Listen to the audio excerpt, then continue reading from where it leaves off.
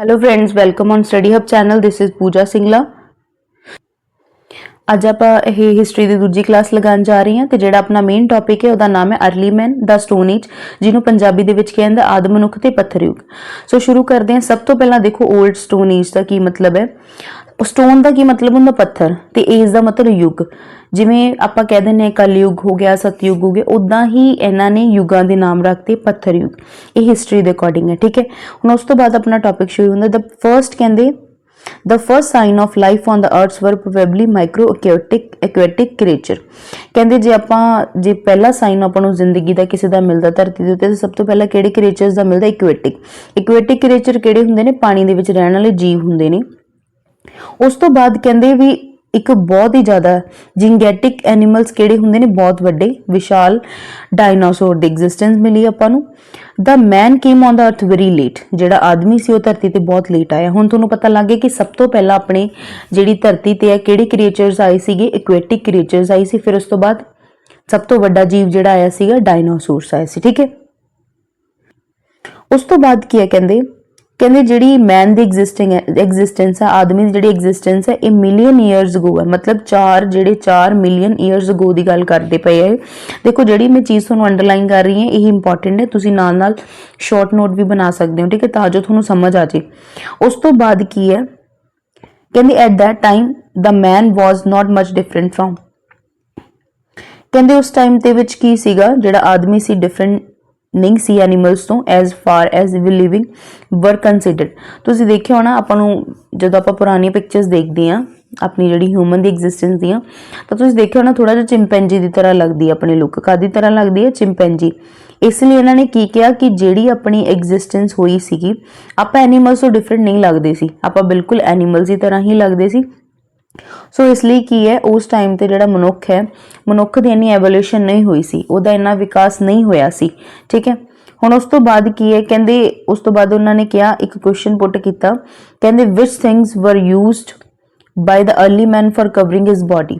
ਮਤਲਬ ਉਹਦੀ body cover ਕਰਨ ਲਈ ਉਹ ਕਿੱਦਾਂ ਦੇ ਕੱਪੜੇ ਵੇਅਰ ਕਰਦਾ ਸੀ। ਜਿਵੇਂ ਹੁਣ ਤਾਂ ਆਪਣੇ ਕੋਲੇ ਕੱਪੜੇ ਆਪਾਂ ਪੈਂਟ ਸ਼ਰਟ ਵਗੈਰਾ, ਜੀਨਸ ਟੌਪ ਹੋ ਗਿਆ, ਸੂਟ ਸਲਵਾਰ ਹੋ ਗਿਆ, ਇੱਦਾਂ ਦੇ ਕੱਪੜੇ ਆਪਾਂ ਵੇਅਰ ਕਰਦੇ ਹਾਂ। ਕਿ ਉਸ ਟਾਈਮ ਤੇ ਸੂਟਸ ਵਗੈਰਾ ਜਾਂ ਜਿੱਦਾਂ ਦੀ ਡਰੈਸਿਸ ਆਪਾਂ ਹੁਣ ਵੇਅਰ ਕਰਦੇ ਹਾਂ ਹੁਣ ਹੁੰਦੀਆਂ ਸੀ। ਤਾਂ ਆਪਾਂ ਇਹਦੇ ਵਿੱਚੋਂ ਕੁਐਸਚਨ ਫਾਈਂਡ ਆਊਟ ਕਰਾਂਗੇ। ਤਾਂ ਕਹਿੰਦੇ the only clothes he wore were unstitched pieces of animal skin. ਤਾਂ ਉਹ ਕਿੱਦਾਂ ਦੇ ਕੱਪੜੇ ਪਹਿਨਦੇ ਸੀ? ਜਿਹੜੀ ਐਨੀਮਲ ਸਕਿਨ ਹੁੰਦੀ ਸੀ ਉਹ ਅਨਸਟਿਚ ਕਰਕੇ ਵੇਅਰ ਕਰ ਲੈਂਦੇ ਹੁੰਦੇ ਸੀ, ਠੀਕ ਹੈ। ਜਾਂ ਕੀ ਕਰ ਲੈਂਦੇ ਸੀ? ਪੱਤੇ ਬੰਨ ਲੈਂਦੇ ਹੁੰਦੇ ਸੀ, ਜਾਂ bark of trees that saved him from extreme cold and heat. ਦੇਖੋ ਕੀ ਸੀਗਾ, ਜਿਹੜੀ ਬਾਰਕ ਆਫ ਟਰੀ ਦਾ ਕੀ ਮਤਲਬ ਹੁੰਦਾ? ਟਰੀ ਦੇ ਉੱਪਰ ਜਿਹੜੀ ਸਕਿਨ ਜੀ ਲੱਗੀ ਹੁੰਦੀ ਹੈ, ਜਿਹੜੀ ਹਨਾ ਥੋੜੀ ਜੀ ਥਿਕ ਹੁੰਦੀ ਹੈ, ਮੋਟੀ ਜੀ ਹੁੰਦੀ ਹੈ, ਉਹਨੂੰ ਕਹਿੰਦੇ ਬਾਰਕ ਆਫ ਟਰੀ। ਜੋ ਕਿ ਉਹ ਜਿਹੜੇ ਉਹ ਪਾਉਂਦੇ ਸੀ, ਉਹ ਕੱਪੜੇ ਜਿਹੜੇ ਉਸ ਤਰ੍ਹਾਂ ਦੇ ਪਾਉਂਦੇ ਸੀ, ਜਿਵੇਂ ਸਕਿਨ ਹੋ ਗਈ ਜਾਂ ਪੱਤੇ ਦੇ ਹੋ ਗਏ ਜਾਂ ਜੋ ਵੀ ਬਾਰਕ ਆਫ ਟਰੀ ਹੈ ਹਨਾ। ਤਾਂ ਉਹ ਕਾਹਦੇ ਲਈ ਪਾਉਂਦੇ ਸੀ? ਆਪਦੇ ਆਪ ਨੂੰ ਕਾਹਤੋਂ ਸੇਫ ਰੱਖਣ ਲਈ? ਕੋਲਡ ਜਾਂ ਹੀਟ ਤੋਂ, ਠੀਕ ਹੈ। Otherwise he ਵੈਂਟ about naked. ਨਹੀਂ ਤਾਂ ਮੋਸਟਲੀ ਉਹ ਕੀ ਰਹਿੰਦੇ ਸੀ? ਨੇਕਡ ਰਹਿੰਦੇ ਸੀ, ਬਿਲਕੁਲ ਨੰਗੇ ਰਹਿੰਦੇ ਸੀ। Use stones and branches of trees to kill animals.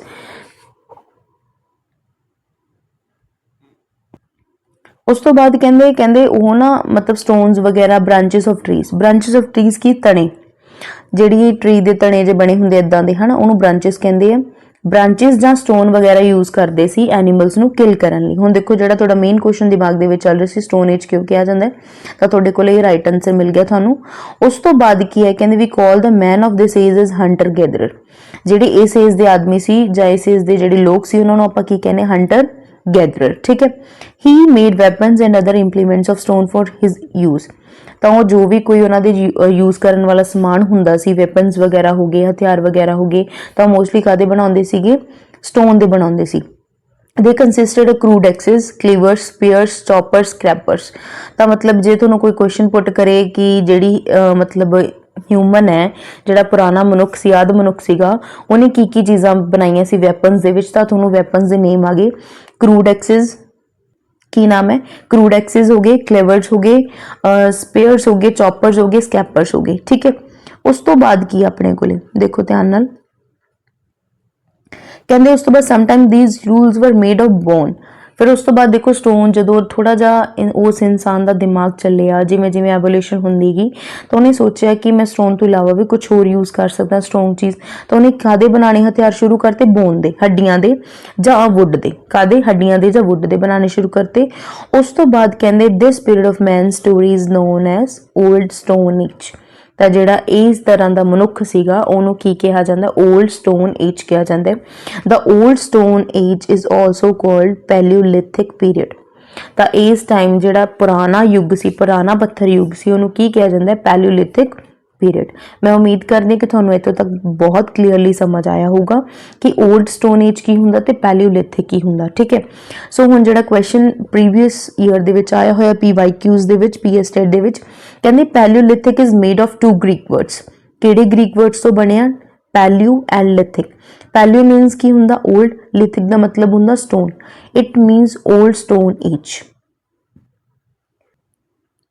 ਹੁਣ ਆਪਾਂ ਨੈਕਸਟ मूव ਕਰਦੇ ਹਾਂ ਦੇਖੋ ਹੁਣ ਪਿਕਚਰ ਦੇਖ ਲਓ ਕਿਦਾਂ ਦੇ ਉਹ ਬਣਾਉਂਦੇ ਸੀ ਵੈਪਨਸ ਵਗੈਰਾ ਇਦਾਂ ਦੇ ਵੈਪਨਸ ਬਣਾਉਂਦੇ ਸੀ ਹੁਣ ਆਪਣਾ ਦੇਖੋ 올ਡ ਸਟੋਨ ਏਜ ਕਵਰ ਹੁੰਦਾ ਤੇ ਹੁਣ ਆ ਗਿਆ ਮਿਡਲ ਸਟੋਨ ਏਜ ਕੀ ਆਪਣਾ ਟੌਪਿਕ ਹੈ middle stone age the period of old stone age was followed by the middle stone age ਕਹਿੰਦੇ ਕੀ ਹੈ ਕਹਿੰਦੇ ਜਿਹੜਾ ਪੀਰੀਅਡ ਹੈ 올ਡ ਸਟੋਨ ਏਜ ਉਸ ਤੋਂ ਬਾਅਦ ਹੌਲੀ ਹੌਲੀ ਜਿਵੇਂ ਐਵੋਲੂਸ਼ਨ ਹੁੰਦੀ ਹੈ ਉਸ ਤੋਂ ਬਾਅਦ ਕੀ ਆ ਗਿਆ ਮਿਡਲ ਸਟੋਨ ਏਜ ਮਤਲਬ ਮੱਧ ਪੁਰਾਤਨ पत्थर युग ठीक है उस तो बाद कहते जेड़ा मिडल तो एम तो की मिडल ते एम तो मीजोलिथिक इनू याद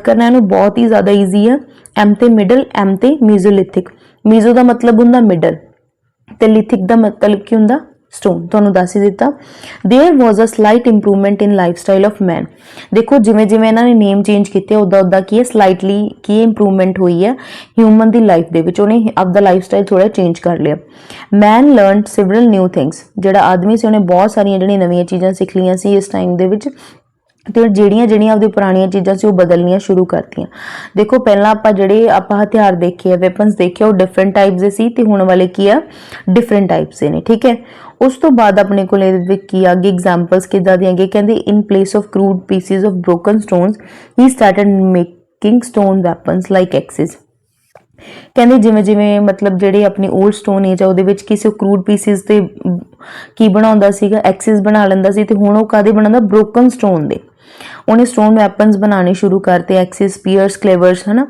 ਇਹ ਬਣਾਉਣੇ ਸ਼ੁਰੂ ਕਰਤੇ ਥੋੜੀ ਜੀ ਇਨੋਵੇਟਿਵ ਤਰੀਕੇ ਨਾਲ ਉਸ ਤੋਂ ਬਾਅਦ ਕੀ ਆਪਣੇ ਕਹਿੰਦੇ why did the early man start storing food grains ਹੁਣ ਦੇਖੋ ਜਦੋਂ ਆਪਣੇ ਕੱਪੜਿਆਂ ਦੀ ਵੀ ਗੱਲ ਹੋ ਗਈ ਆਪਾਂ ਹਥਿਆਰਾਂ ਦੀ ਗੱਲ ਹੋ ਗਈ ਹੁਣ ਖਾਣੇ ਦੀ ਗੱਲ ਤਾਂ ਬਹੁਤ ਇੰਪੋਰਟੈਂਟ ਹੈ food is the main source of human being ਠੀਕ ਹੈ ਫॉर ਹਿਊਮਨ ਬੀਇੰਗ ਜੇ ਉਹ ਜ਼ਿੰਦਾ ਰਹਿਣਾ ਚਾਹੁੰਦਾ ਤਾਂ ਉਹਨੂੰ ਫੂਡ ਖਾਣਾ ਹੀ ਪਏਗਾ ਤਾਂ ਕੀ ਹੋਇਆ ਸਿਸਟਮ ਕੀ ਸੀਗਾ उन्हें की किया he also learn that certain food grains could be stored for a long time उन्हें की सीखिया कि ਜਿਹੜੇ कुछ फूड ग्रेन्स ने कुछ दाने ने खाने दे वो आप साम के रख सकते हैं तो उन्हें की करता फिर उन्हें इकट्ठे करने शुरू करते besides the cave and rock shelters man gradually learn to make small huts तो हौली हौली उन्होंने की बनाउणियां शुरू करतियां केव्स बनाउणियां गुफावां रॉक दे शेल्टर बनाने शुरू करते ठीक है तो छोटे छोटे हट्स बनाने भी शुरू करते वुड दे लीव्स लगा के है ना अलग अलग तरह के रहन लई उस तो बाद डिस्कवरी ऑफ फायर आ जाती है देखो जो खाना लभन की खाना बनाने का सिस्टम आता तो फिर फायर की तो जरूरत हैगी है फिर उन्हें कादी डिस्कवरी की फायर की कादी डिस्कवरी की तुसीं देख ही सकते हो पिक्चर दे विच उन्हें फायर की डिस्कवरी की कहते one of the great steps in advancement of man was the discovery of fire देखो जी अग की खोज है बहुत इंपॉर्टेंट है बहुत ज़्यादा इंपॉर्टेंट है मैं तो स्टार लगा दिनी है ਤਾਂ ਕਹਿੰਦੇ the grinding of 2 stones perhaps accidentally lighting some fire ਜਿਵੇਂ ਦੇਖੋ ਤੁਹਾਨੂੰ ਮੈਂ ਦੱਸਤਾ ਪਹਿਲਾਂ ਕਿ ਸਟੋਨ ਏਜ ਨਾਮ ਰੱਖਣ ਦਾ ਇੱਕ ਮੇਨ ਕਾਰਨ ਇਹ ਸੀ ਇਨੋਵੇਸ਼ਨ ਆਫ ਵੈਪਨਸ ठीक है वैपन्स बनाते सी है ना वो क्रिएट करते सी वैपन्स नूं फिर उस तो बाद अचानक अग की खोज होना भी इस नूं स्टोन एज तां कहा जाता है जो एक्सीडेंटली उन्होंने जो 2 पत्थर से रब हो गए और जो हल्की जी लाइट अप हुई तो उन्होंने पता लगे कि यह अग होंगी है ठीक है उस तो बाद this taught him how to lit fire and he must have started cooking his food the fire also kept him warm during the cold season ਤਾਂ ਜਿਹੜੀ ਫਾਇਰ ਆ ਉਹਨੇ ਬਹੁਤ ਫਾਇਦੇ ਕੀਤੇ ਠੰਡ ਦੇ ਵਿੱਚ ਉਹਨਾਂ ਨੂੰ ਵਾਰਮ ਰੱਖਦੀ ਸੀ ਠੀਕ ਹੈ ਕਹਿੰਦੇ for which purpose do we use the fire nowadays ਫਿਰ ਆਪਾਂ ਨੂੰ ਕੁਐਸਚਨ ਪੁੱਟ ਕਰਤਾ ਕਿ ਆਪਾਂ ਹੁਣ ਅੱਗ ਕਿਉਂ ਯੂਜ਼ ਕਰਦੇ ਤੁਹਾਨੂੰ ਸਾਰਿਆਂ ਨੂੰ ਹੀ ਪਤਾ ਉਸ ਤੋਂ ਬਾਅਦ ਵੀਲ देखो अग की खोज होगी हुण आपां कित्थे चले गए व्हील्स ते Carrying a round object from one place to another by rolling it is much easier than carrying a cubical object or dragging it.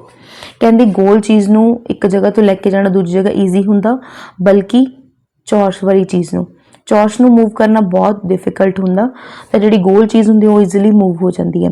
Man must have learned it by rolling logs of wood and also use it to carry other objects with its help.